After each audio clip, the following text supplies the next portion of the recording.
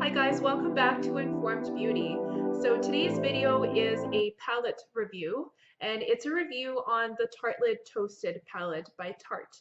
So as you may have picked up on, I'm pretty slow to the makeup game. So I don't necessarily run out and get the newest eyeshadow palette as soon as it comes out. In fact, I'm pretty sure this palette is about a year old. Part of it has to do with the fact that I don't have boundless amounts of money to spend on eyeshadow palettes or makeup. So a lot of the makeup I get in small bursts, or I will get it when it comes on a discount. So for example, when I got this, I was using a Sephora gift card. So I asked for a Sephora gift card for my birthday, and I was really happy to get one.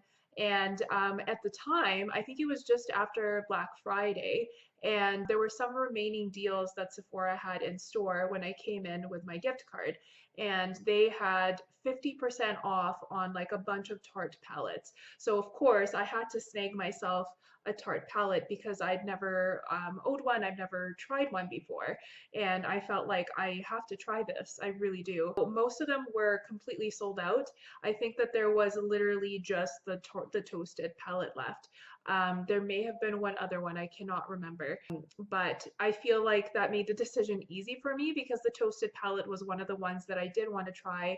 And I have been interested in trying the other Tarte palettes that are out there as well, which I'm sure I eventually will. But I was really excited to get my hands on this, and I'm just going to tell you what my opinions on it are. I've been using it for about a month or two, 1 to 2 months now. I have to say I haven't been reaching for it as much as the Anastasia Beverly Hills palette.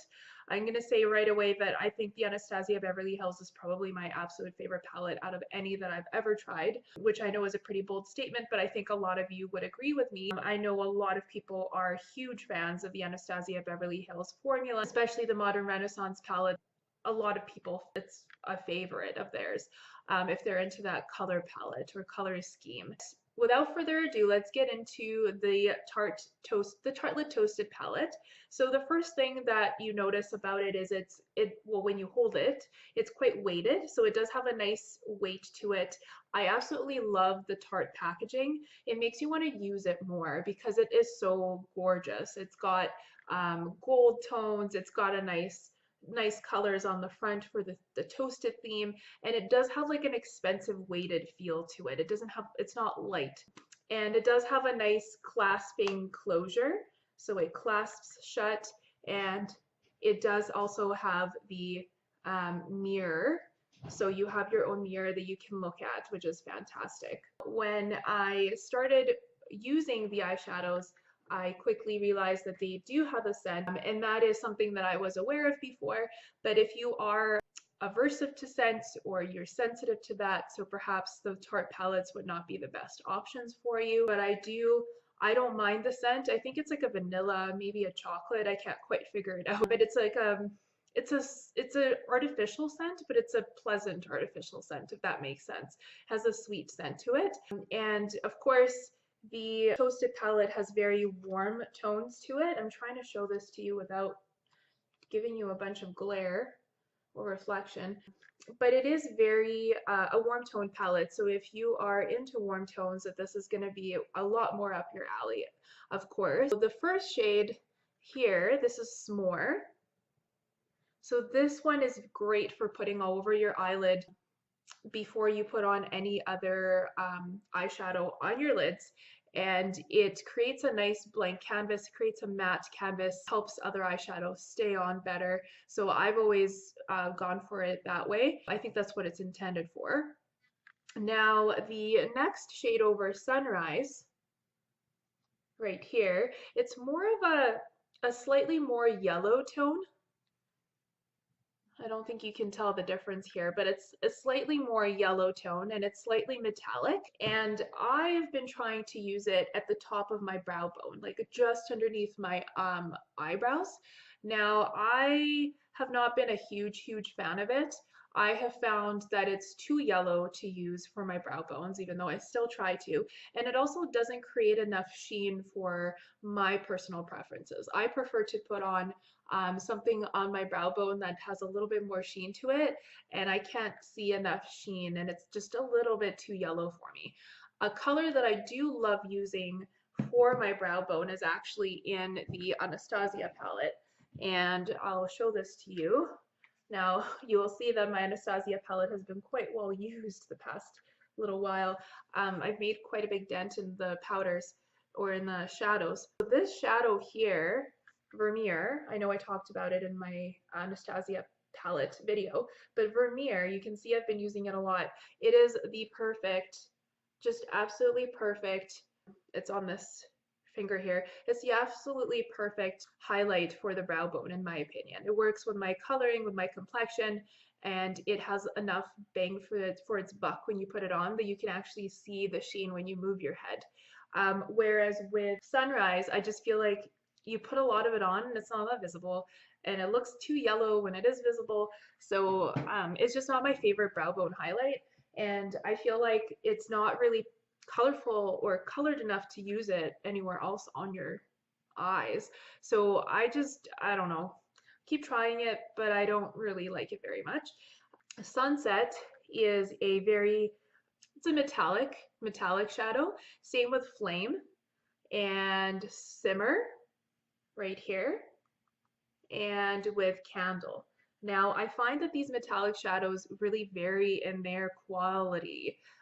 So my absolute favorite one is Flame, hands down. Just the color of it is absolutely gorgeous. It is super pigmented. It is super soft and creamy, so it's really easy to put on the lid.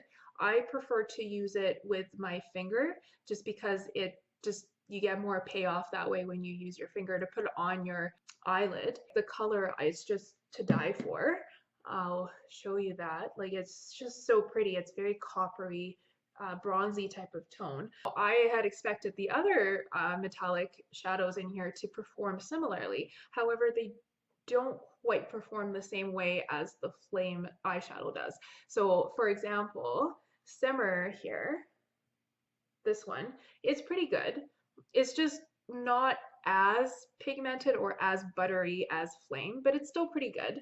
It's right there. So that one I like to use just like with Flame. I like to use it in the center of my eyelid. Sometimes I'll put Flame all over my eyelid, but with Simmer I'll put it on like on the inner corner of my eyelid, for example, up to the middle portion of my eyelid. Sunset is getting to be a little bit more chalky compared to the other two. So again, it's pigmented, but it's not as buttery or creamy, so it's a little bit harder to work with, I find. And then my least favorite metallic eyeshadow in this palette is Candle. So again, it looks gorgeous, but when you swatch it, and I don't know if it's going to be visible, but you can see how chalky it is. So when you put it on your eyelid, it just tends to all crumble up and fall, and you don't get a lot of payoff on your actual eyelid. So beautiful color, it's pigmented, but it does not work really well when you actually use it on your eyelids. So I was kind of disappointed with this shade. I think it's my least favorite shade in this palette actually, just because of its texture. Like, the texture is just off to me. It's not very usable. I just stopped using it for the most part. And then there is like a sparkly shade, and that's Crackle right here. So it's basically a brown shadow, like a darker brown, and it has gold sparkles in it. So it looked a little bit gaudy to me, but when you do put it on, it actually looks quite pretty. It looks a little bit more elegant than I expected it to look. I do find it's easier to use your finger in order to get the actual gold flecks onto your eyelid. If you use a brush, I find the gold flecks don't really show up as much. But I do enjoy using it in my outer corner, or like a little bit in my crease, but I don't use it as much as the other eyeshadows, which I'll get to. So the other eyeshadows are mattes. So there's Cozy right there. It's a warm brown. There is also Warmth, which is like a warm, I don't know, terracotta, orangey brown color. I'm not very good at describing colors clearly. And then there's also this one. That's a matte, the Cashmere. I really like using Cashmere with Warmth as well as with Cozy together. Like, I like mixing those three colors together. And then Latte I really like as well. All of the mattes here are they're quite pigmented. They're pretty creamy. I have not had issues blending them out. Like, they do blend out quite well. They don't blend out as nicely as the Anastasia Beverly Hills eyeshadows, but again, a very different formula I find with the Anastasia palettes.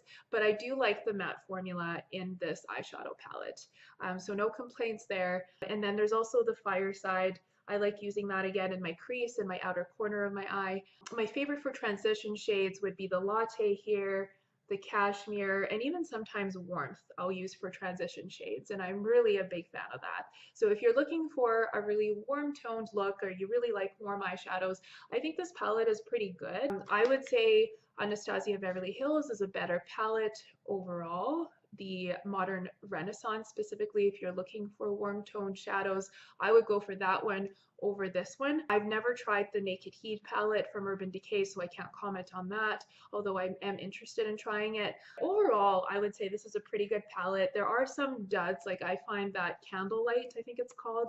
Yeah, oh sorry, Candle. I just find that shade just is kind of a dud for me. And then some of the metallics don't work as nicely as Flame does, but overall I think that this is a pretty good palette, easy to blend, and you can get a variety of different looks with it. And I like that it comes with a mirror and it's not super clunky, so you can take it with you and travel with it pretty easily. I am wearing it on my lids today, however, because of the lighting room here, it's really hard to see. The lighting is just not doing it justice, but I do like to reach for it.